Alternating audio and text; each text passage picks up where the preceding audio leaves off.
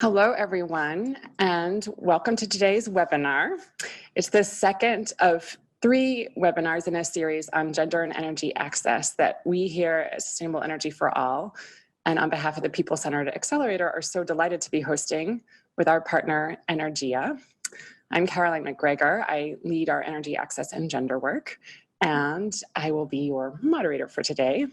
I will maybe just take care of a little housekeeping business before I hand over to my colleague Anna Maria Koyman at Energia, who coordinates their research and can walk us through the productive use findings that came out of the 5-year DFID-funded research program that is just really impressive, and we think it's really important for the members of our network to really be familiar with them, and this conversation today is an opportunity to think about how we can take those findings forward in our own ways, right? In our own lines of work. How can the findings and learnings be integrated in policies and programs going forward?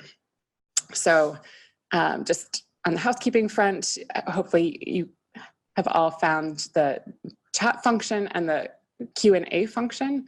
Chat function is good for any technical issues. We'll do our best to troubleshoot.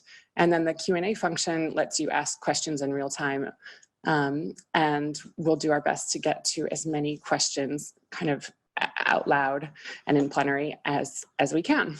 So maybe without further ado, I will pass over to Anna Maria. Thank you so much.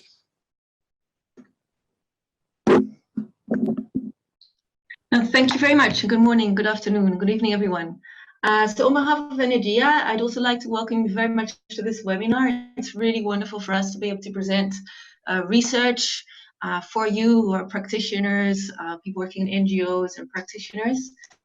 And we really hope that you will find this evidence very useful for your own work. I'd like to give a quick highlight of the webinar series that we've done and introduce the speakers. So on 3 October, we had a session on impacts where we discussed the gendered impacts of energy access. And today we're looking at the theme of productive uses. Productive uses is really a very influential topic in a lot of energy access programs. And this is a platform for presenting and discussing findings on how energy can support equality for women in income generating activities, and also how women can contribute to productive uses itself. So modern energy often offers a lot of opportunities, both for women and for men, but the differences are there between men and women's enterprises. And this is will be elaborated in this webinar with new evidence and specific sector information. The third webinar will take place at the end of the month on the 31st of October, looking at economic empowerment, where we take a deeper look into women's role in energy enterprise and how to support women entrepreneurs. At that webinar, we will present the findings both from the research program and from another Energia program on women's economic empowerment, which reflects on experience from practitioners. So overall, these 3 webinars provide a snapshot of only a small part of the findings of the larger research program. And in the next slide, I'd like to say something more about that research program. Could you go to the next slide? Thank you. So this is a 5-year research program funded by DFID, where over the past 5 years, we've provided robust evidence on the interactions between gender, energy, and poverty. The objective of all this evidence, which is really needed to both to fill in gaps and to show where we are missing things and to inform policy and practice. So it's not just a theoretical, it was very much a practical research program. This research was performed by 9 teams of researchers across 12 countries, in total by 29 partner organizations and around 70 researchers. So it really was a big effort. And we found it was very invigorating and important to have this international group of multidisciplinary researchers all bringing in their expertise. And they did that on different topics One topic was the impacts of energy access. Another topic was political economy, looking at how women organize themselves and how they can influence the policy environment. At subsidies and subsidy reform, productive uses, which is the theme of today, but also other teams looked at that.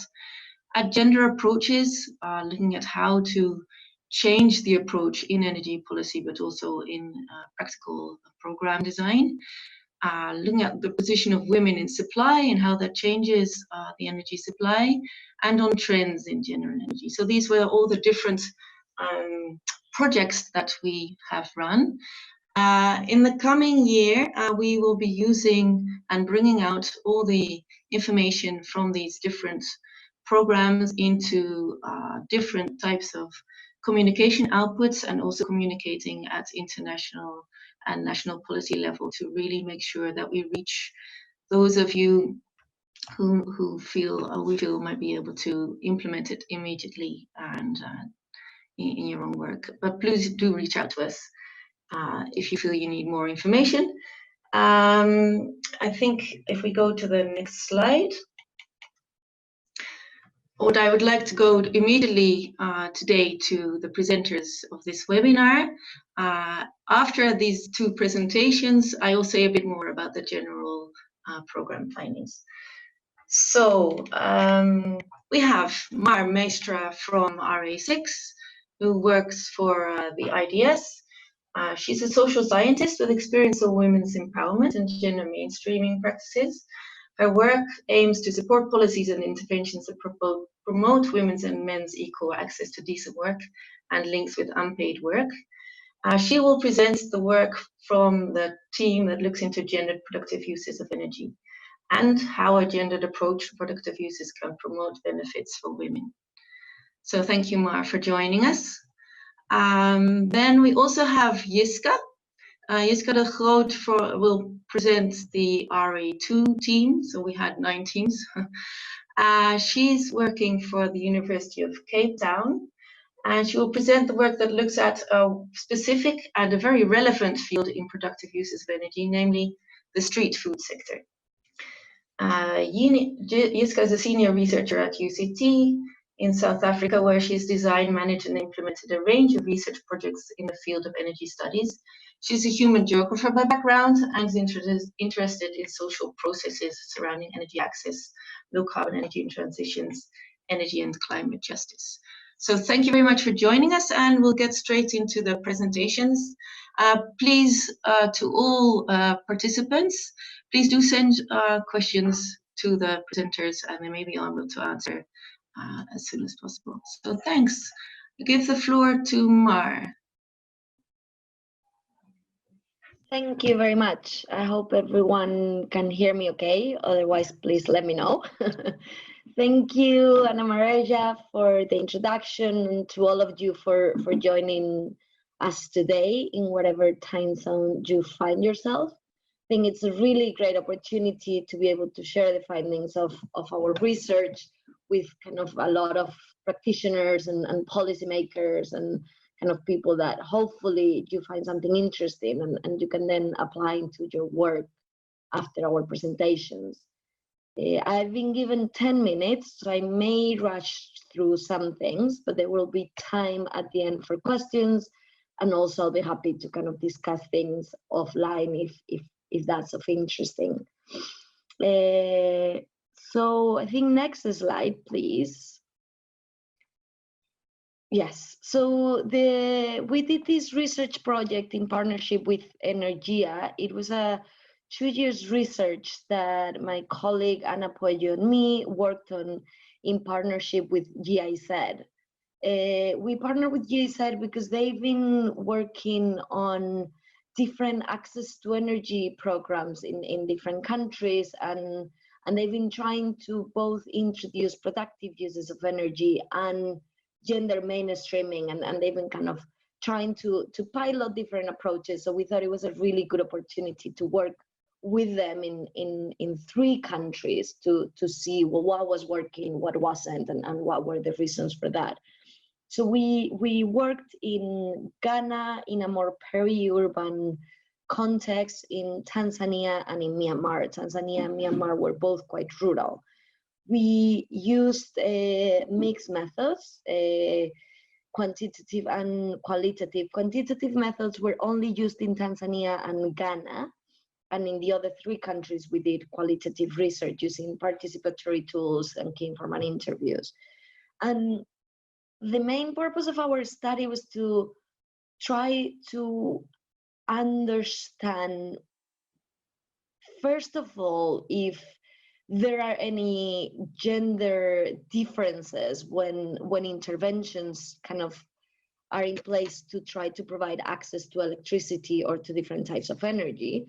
So trying to look at are men benefiting more than women, and if that was the case, trying to understand, well, why are men benefiting more from increased access to energy and getting more benefits in terms of productive uses of energy than women? What can explain those differences? And then finally, trying to understand, the last research question we had was, well, we know that there are gender differences, we know the reasons, well, what can we do about it? Which would be kind of the final research question, the final recommendations and conclusions of the research project.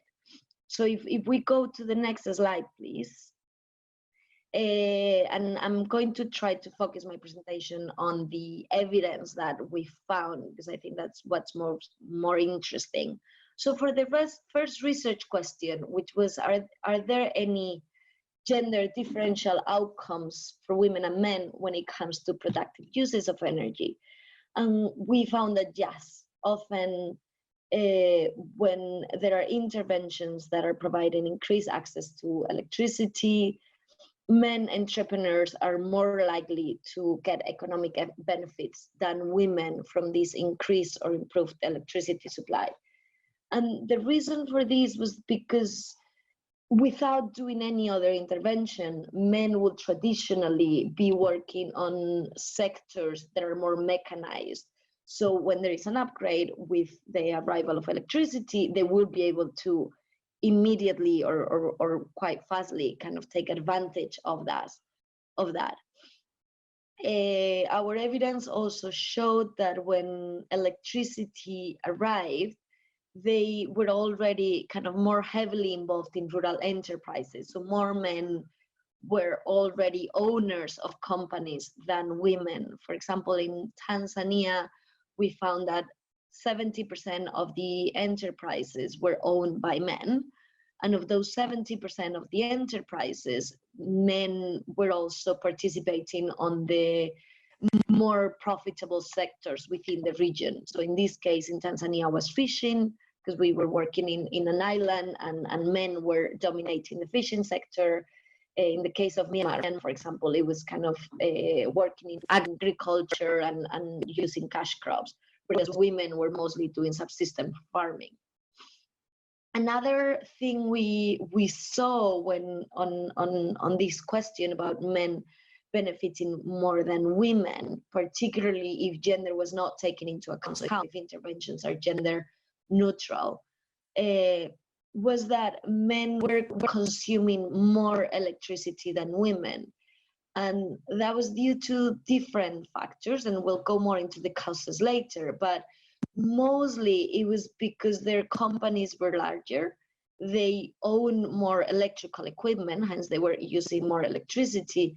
And also it was observed that men often operated in sectors that were consuming electricity or diesel, whereas women were those women that were owning enterprises. They were mostly working in food preparation, as we'll actually hear more about this later from Giska, and in other sectors that use other source of energy, such as charcoal, firewood, and gas.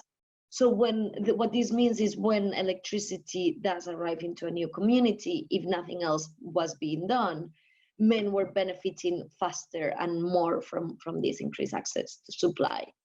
If we go to the next slide, please.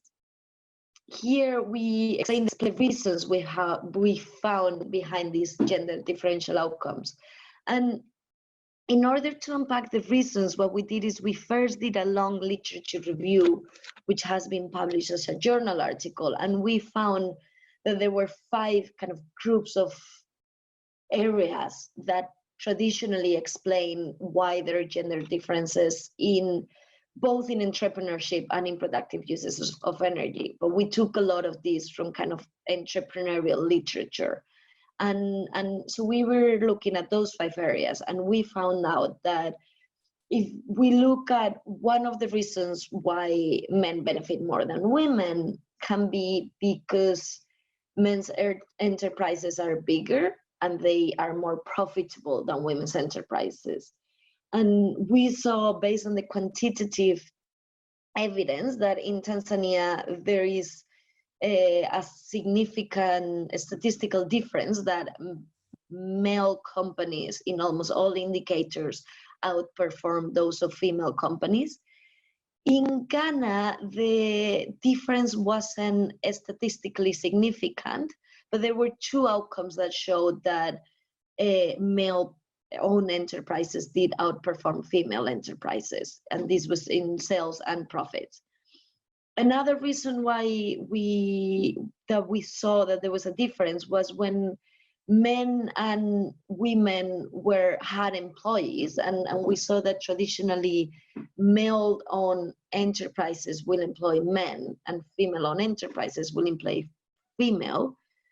Male employees were constantly paid more money than female employees. So that is another reason that even if the companies, for example, in Ghana, are more or less doing similarly in terms of profit, men's companies would be bigger and their employees would be making a little bit more money than, so men's companies will be employing more men, hence benefiting more men and paying them more money. So if on the second area that we looked at was in terms of access to skills and resources. And again, here what we saw was that men, both in terms of their enterprises and them as individuals, had better access to both skills and resources than women. So in terms of finance, men had increased access to finance in Ghana and Tanzania. In terms of starting conditions, as kind of access to other kind of machinery and even just grants from the government and things like that, it was mostly men that were benefiting, again, both in Tanzania and Ghana from this type of programs.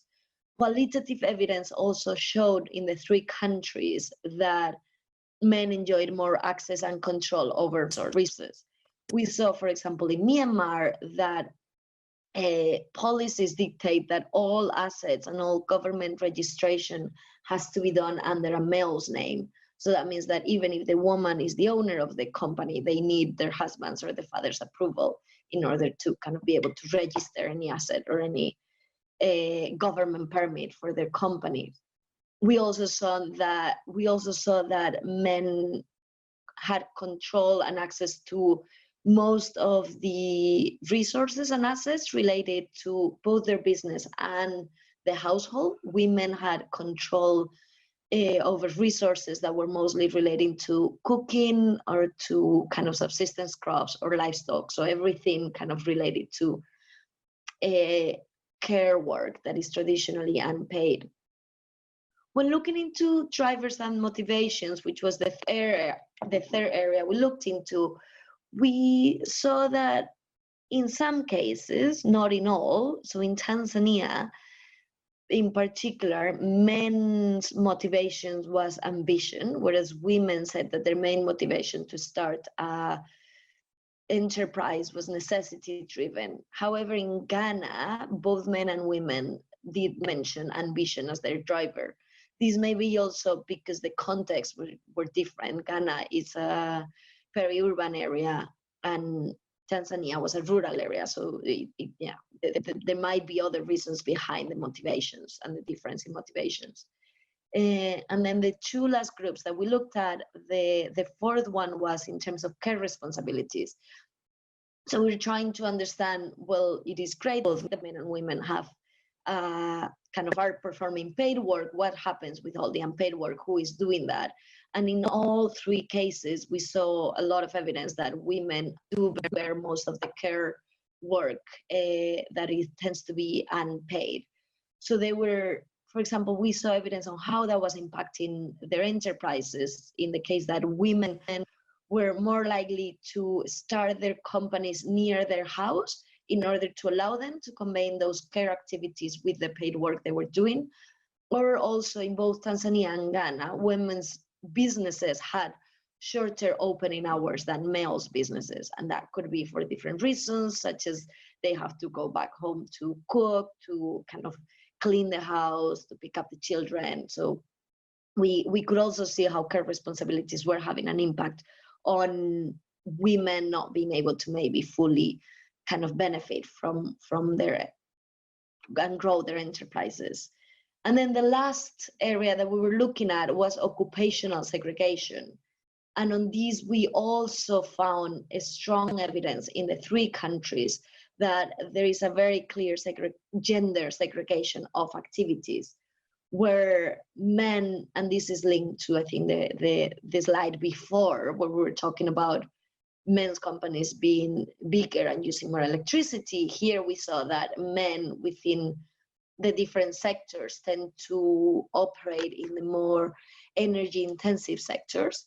In those sectors where there was a combination of male and female positions, if we looked at the kind of value chain, men were traditionally responsible for the kind of higher power, higher responsibility, higher income positions in those mixed sectors. So we saw evidence again of how kind of gender norms are affecting and determining what sectors would men or women start their companies in. And that kind of have a predetermination of saying, well, how much electricity or energy you're going to need to use, and how much income you will be able to achieve from it, or how much you can be able to grow. For example, this was very clear in rural settings where men were dominating the most profitable kind of sectors, as I said, kind of fishing and cash crops, or in commercial settings in Ghana, where men were kind of, in Ghana it was very clear, men were operating across a diversity of sectors, and women's businesses were reduced to a narrow set of activities. So men were doing everything from kind of mechanics, carpentry, yes. So a wide range of sectors, whereas women were mostly doing retail, food sale, preparation, or hairdressing. And we finally saw there was some kind of stigma associated to women working on male jobs. And then on the next and final slide, which is kind of the policy and recommendations.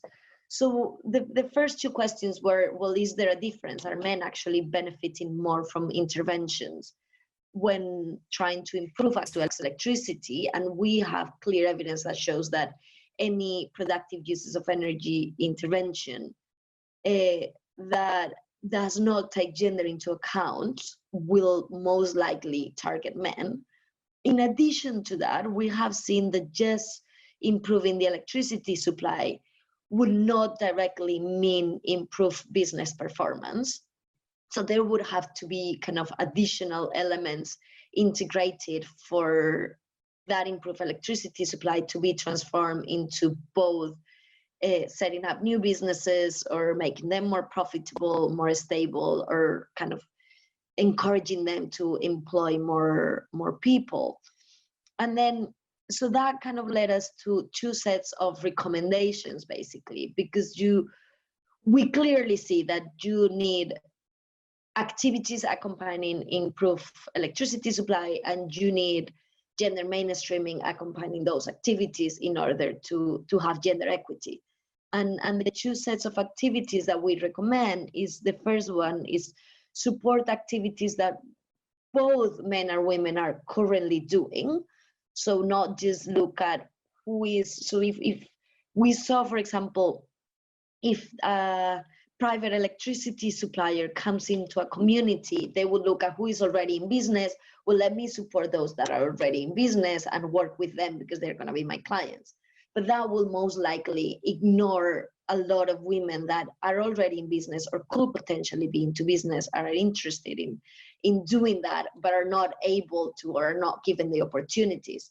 So those set of activities would be everything from kind of improving access to finance or to kind of equipment, providing energy management training, as we saw that many businesses did not really understand or even trust how electricity bills were calculated, that they were being charged fairly or not.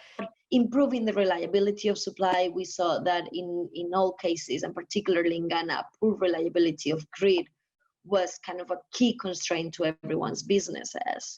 And then, so these first of kind of set of recommendations, and we have very specific examples in our report, are meant to kind of be quick wins in a way. So there would be easier activities to do that we start to create some changes and to motivate both men and women to kind of start growing their businesses. And then we have a set of recommendations that we think are more kind of transformative and would actually try to challenge traditional gender roles and move towards gender equity, which is what we would like to achieve.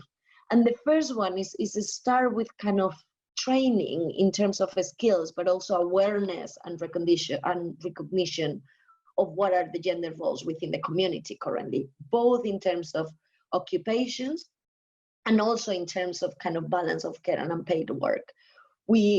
Paid and unpaid work, sorry. We did see, for example, in Ghana, evidence of how education is starting to kind of support change in gender norms, and some men were already seeing how their wives were contributing to the household financially, so they were more willing to support in certain care tasks. Also, we saw in the case study in Wisja Island in Tanzania, where we were working directly with the private energy provider, how initial training around kind of cultural and gender norms was actually starting to change by having conversations with both men and women. Within this set of recommendations, we also saw how having role models and kind of mentorship programs can also improve the confidence of both women starting new businesses or women getting into traditional male activities. And finally, we think kind of trying to support women to scale up their businesses, and men, of course, but we did see that men's businesses were already kind of at a decent enough size where some women's businesses were still at survival stage, so it was a bit more difficult for them. And trying to look into how to increase access to transformational appliances that might replace physical energy with electric power, meaning that maybe traditional roles that need someone to be very strong can be kind of done with a machinery, so then kind of both men and women can perform that. So I think just to conclude here, our suggestion would be to, whenever you in your programs are trying to think into creating gender equity for productive uses of energy, try to think of a combination of kind of policies or interventions that would both work with what's existing already in the community and try to support those sectors where men and women are already working in, and think what access they might need to resources or to other mechanics. But also, once you've been working with the community for a while, try to think, well, what other activities can you work with them in order to push forward those gender boundaries? And thank you very much for that. And I look forward any questions you may have. Okay, thank you, Mar. So everybody, I already saw a lot of questions coming in. Please do keep sending. And I'd like to give the floor to Yiska. Thank you very much.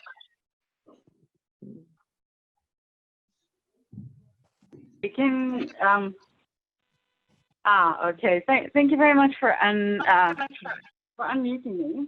So thanks for joining on this exciting webinar. And I'm really sorry if I'm going to pull away at some point because the internet connection is quite unstable. But before that's going to happen, I will be presenting about a very specific type of productive uses today, and the team who undertook this part of the study is comprised of the University of Cape Town, University of Twente, Enda Energy, and Marge. And can I please get the next slide? So moving straight into the core focus of the presentation now, that is the productive uses of energy in the street food sector. The street food sector has a very important role to play, both for feeding Africa's growing urban population, but also to provide a source of income for the urban poor. And as part of this, the sector also has an important gender dimension, as women in particular are motivated to set up enterprises in the sector. They're often affected by household tasks, reproductive responsibilities, and other expectations in society. And not to forget, the sector plays to strength for many women as well, as food preparation and processing is often among their core tasks, also at household level. And as you will all be aware there are serious efforts being made currently directed at improving women's empowerment, and more recently, this focus moved from a large focus on household energy access to productive uses of energy, and including a stronger focus on entrepreneurship. And this is particularly relevant for the street food sector, as the sector is highly dependent on energy, for example, energy for cooking and cooling of food items, services such as processing, lighting, drawing in customers, and a variety of other ones. On top of this, street food vendors often have very specific energy needs, and I'm hoping that in the rest of the presentation, some of our data snapshots will be able to show you that. Can I please get the next slide? So before heading into the findings, just a brief overview of the study objectives and methodology to frame it all a little bit clearer. The study objectives were to firstly build an evidence base on gender and energy aspects of the street food sector. Then secondly, to explore linkages between energy, enterprise, household, and empowerment. And thirdly, to explore the contextual factors that influence energy use and the uptake of modern energy services by both women and men in the sector. And our case study countries were Rwanda, Senegal, and South Africa. And these are all countries with very diverse street food sector, varying degrees of formality, types of food produced, participation of women and men in the sector, as well as regulatory environments.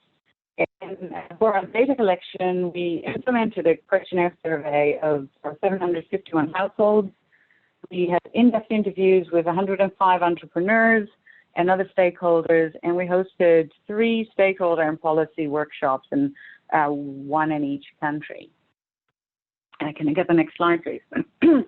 So, findings of the study, I will start with a very, very brief snapshot of the energy use patterns and gender dynamics within this energy use. And as you can see in the figure to the right, the 3 countries had quite different energy use patterns.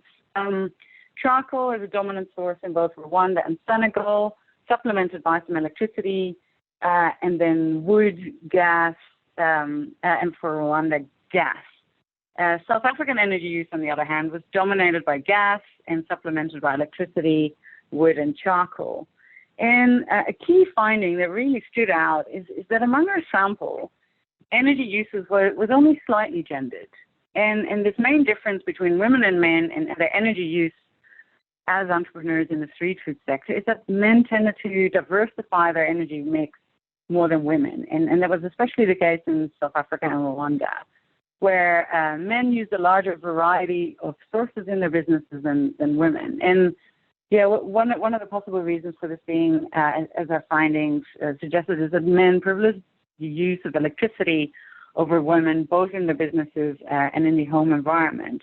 But this electricity is most of the time not used for cooking, but used for ancillary services that are not strictly related to food preparation or processing, but for example, more for drawing in customers. So the cooking continues to be done with traditional sources of energy.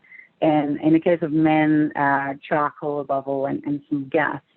And so the addition of electricity in the energy mix, therefore, suggests like higher diversification of men over women, and their higher uptake of electricity-based appliances. Energy use was most strongly gendered in the case of South Africa, where more women used modern energy services, and often in the form of gas, and men stuck to the more traditional fuels to prepare their food. And coming through in the interviews was that this is in part related to the types of products sold. Like, a lot of women were involved in the complex preparatory tasks for full food and full meals, which need quicker and faster operations, where men often were involved in barbecuing meat and other food sources. Can I have the next slide, please? So moving now to the motivations for adoption of modern energy services in the entrepreneur's energy mix. So as mentioned in the previous slides, most of the entrepreneurs use multiple energy sources, and that is regardless of the country we were in, from its gender or the level of formalization of their enterprise. And this energy stacking trend, it seems a trend that is here to stay in the near future, and for a variety of reasons. And firstly, it's like diversification is typical of sectors in which poor people represent a majority share. Like, it is a risk mitigation strategy, and it's usually driven by a mix of factors, such as affordability, convenience, but also availability of a specific energy source.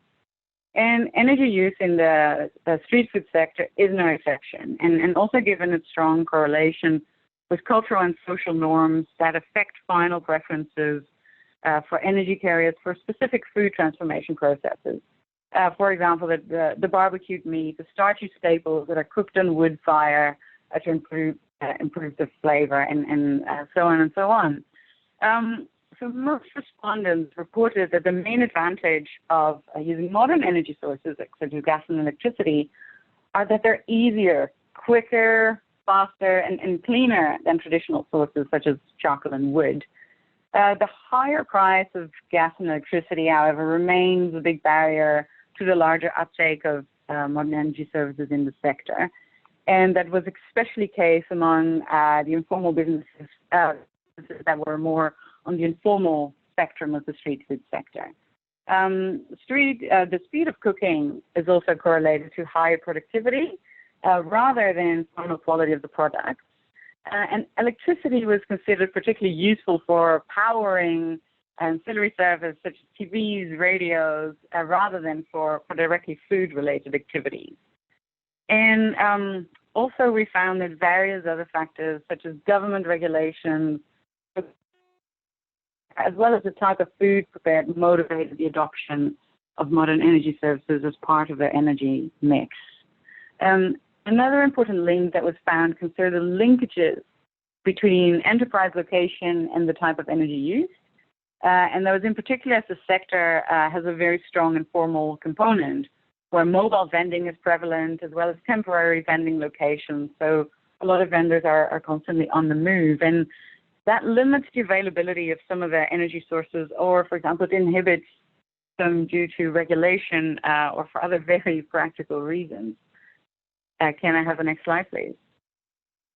So, to finish off the presentation already, I would like to dedicate the last few slides to moving from the study findings and the data that we collected back into the real world of street food enterprises by addressing the policy environment. And firstly, the first key message here is that because participation of women entrepreneurs in the street food sector is high in general, especially in our three case study countries, addressing the street food sector as a whole can already start creating important gender wins.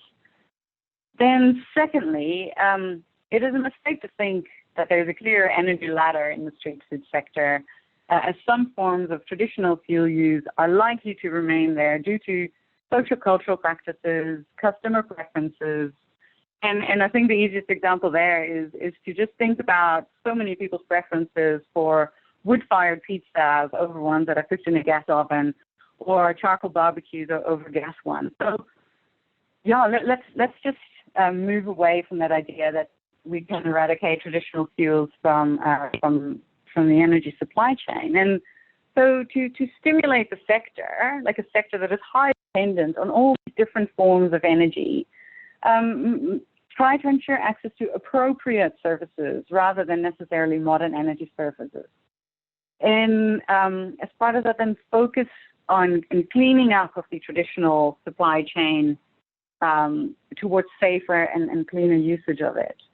And then thirdly, despite a strong focus on energy for productive uses in the current energy domain, it remains important to recognize the relationship between household energy use and productive uses, in particular for the street food sector and in particularly for women involved in the sector.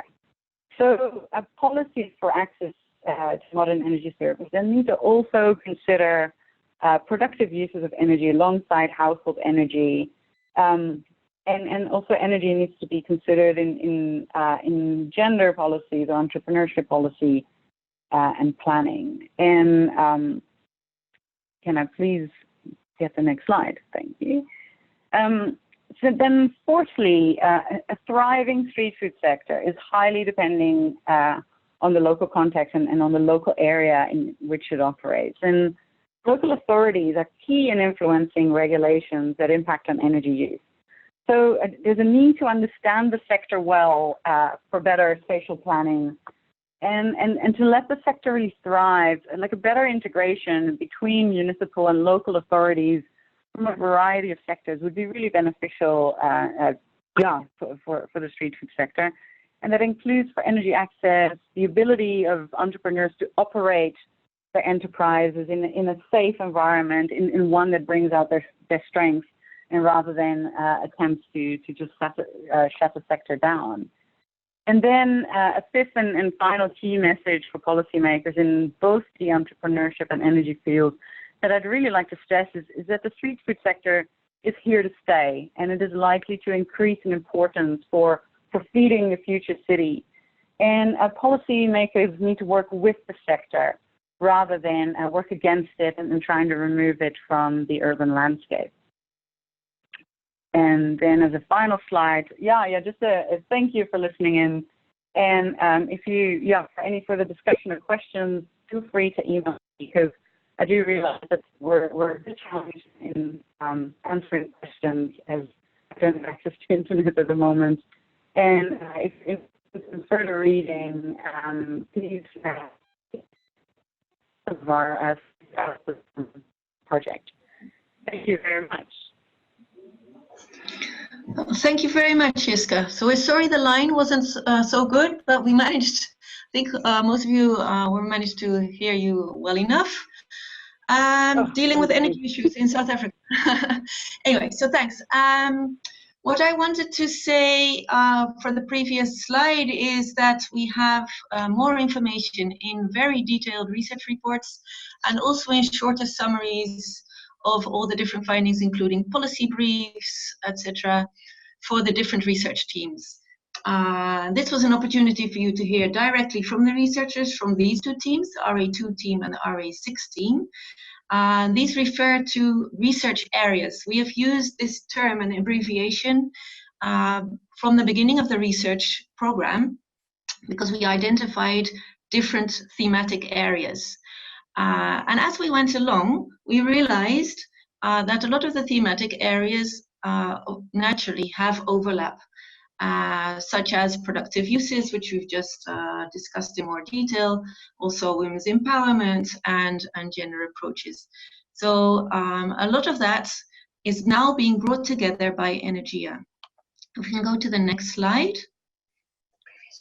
I would like to highlight some of the key findings that Energia has brought together in a synthesis report. That is a cross-cutting report of issues that were going beyond the boundaries of specific research themes or research areas. Just a very, very short overview.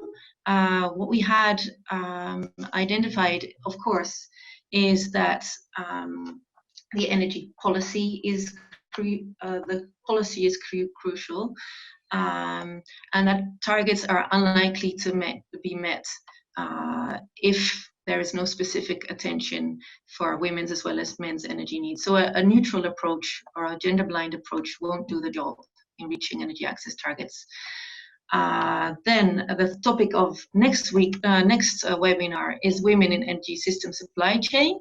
So I welcome you to learn more about that issue. Modern energy services for women's productive use, contributing to women's empowerment, is just a very, very important contribution that energy can make. And then the role of appliances is something that emerged as we went along. A lot of the research teams, we always focus on energy access. We're going beyond energy access at household level, we're going to energy services, and then even beyond services, we were realizing that the appliances are important, that appliances need to be suited to the needs of women and men, and that appliances that reduce drudgery, reduce heavy labor, and can save time can really have an important role in transforming gender roles and relations.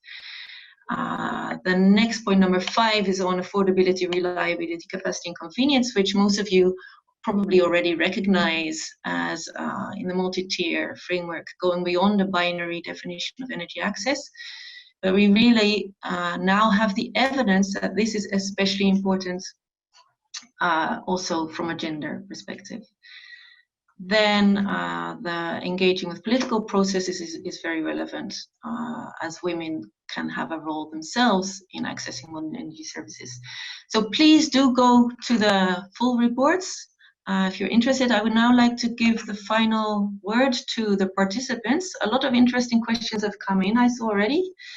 And we will follow up both in the chat session and after the webinar. So thank you very much. Thank you so much, Anna Maria. That was, I really appreciated that distillation, that summary of findings to kind of close things out and transition us very nicely to this discussion session. As Anna Maria mentioned, we have a robust array of questions, and we'll do our best to get through as many of them as we can in the short time remaining.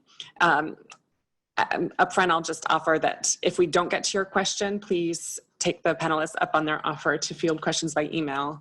I know they'll be very happy to engage with this community. So maybe first, Jiska, we have a couple of questions, and I'm going to kind of bundle them together just in the interest of time. But there was one question around what is appropriate energy, and how does that compare to modern energy? You know, there was a lot of discussion of affordability and availability, but what about awareness raising? Could you speak to that a little bit? Second question is around the need for sensitization to break down gender biases, but in your research, what have you seen? How long does it take for that to happen? What kind of intervention would be required to shift things? What frequency, what duration? So those are the two questions I'm throwing over to you. Okay, thank you very much. So yeah, I hope I captured them well. And I'll start with the first one, the one on appropriate energy, and how does this compare to modern energy? So appropriate energy is energy that people need for their energy needs, that helps them run their business in the way that they can run it well as an entrepreneur, rather than modern energy. And so it goes back to the example of, are we asking Italian pizza places, for example, in the UK, to move to gas instead of their wood-fired ovens, or do we try and allow them to keep using the wood, but in a manner that is not damaging for their health, that is less damaging for the environment, and that is what I mean by appropriate. So it is not necessarily modern energy. Then in terms of the second one, awareness raising. So we came across very little awareness raising campaigns, predominantly, and for example, in the case of South Africa, what we came across is that informal entrepreneurs by the city. We're put in a specific place. We're told what energy sources to use, and regardless of their energy needs. So, yeah, rather than awareness, I think I would rather turn the awareness raising around, rather than to raise awareness among entrepreneurs. Maybe it is time to start raising awareness of urban planners, of decision makers, that there's no one-size-fits-all solution, and that we really need to start learning how to listen to each other. And I think when we create that type of dialogue, maybe both parties can learn from each other and be able to the appropriate way forward in that. And then the third one on breaking down gender biases, and the time it takes to happen. I have to say we came across very few gender biases were explicitly in our research. I think so. Women occupy a lot of the informal food enterprises in the sector, which are least profitable. And one of the reasons they also go for that is a lack of skills to participate in the formal economy, a lack of access to resources. So it might be less a matter of biases that we need to break down, but more of facilitating equal access to resources for people of all genders. Great, thank you, Jiska. Mar, next I have a bundle of questions for you. There have been several that relate to the question of kind of the stigma around women entering male-dominated businesses. And there's interest in what factors lead women to go into these male-dominated sectors anyway. That would be an interesting insight. A second part to this question is, have you seen ways to transcend traditional role segregation, kind of work with communities and such? And then the third part of this question is kind of extrapolating from all of this, what ideas do you have for shifting gender norms for women who might be interested to work in the renewable energy space? And I understood that to mean like solar power installation, wind power, that type of thing.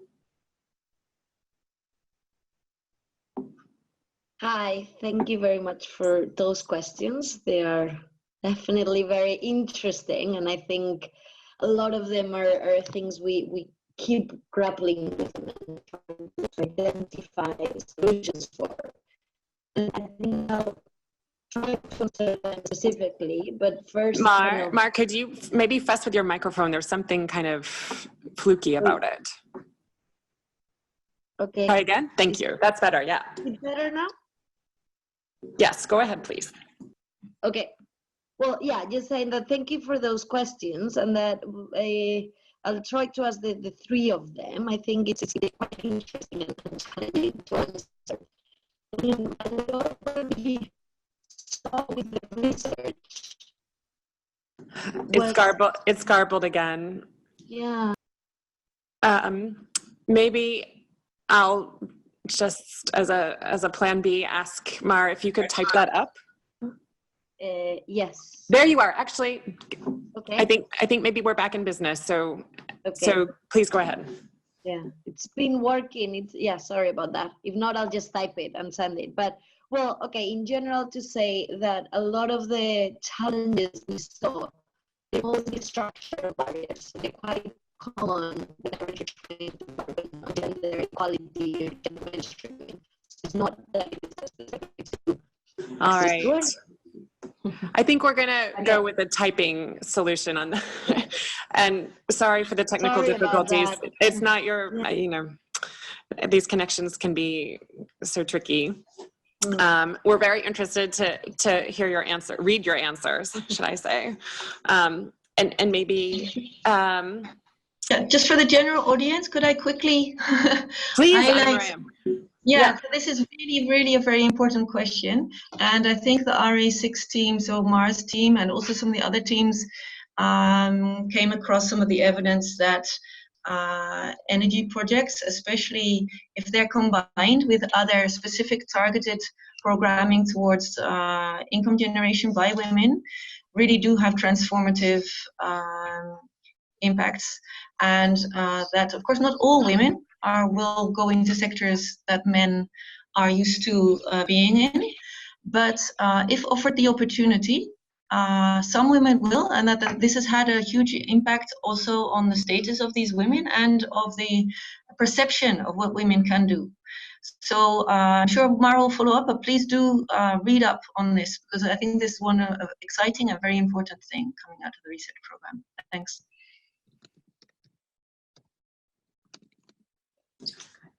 Thanks, Anna Maria. Maybe just as we move towards wrapping up, I'll ask one of my favorite questions. It was one that was asked in our first webinar last time around, and that's what has surprised you in your research? What were you expecting to see, and you saw something totally different? Jiska, over to you.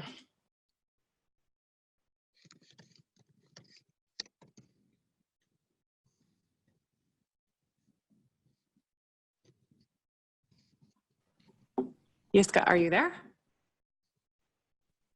Oh, sorry. Yes, I am there. Can you hear me? Yes, now we hear you. Yes, thank you. So I think for us the biggest surprise was that we really expected the energy use to be highly gendered and running into like a lot of inequalities already there at the energy use and the energy access stage. And we found that for women, just having the enterprise was a really empowering thing, and that it wasn't necessarily having the access to modern energy services, but just having the enterprise. And I think there's a really important lesson also for us in that, and like as energy researchers, like, yeah, we're expecting this, and then finding out that there was a range of other factors that almost trumped the access to energy in a sector that's highly dependent on energy. But then at the same time, without the energy, the enterprise can't run. So these two operate really in tandem. And yeah, we were just quite surprised to find that it wasn't highly gendered.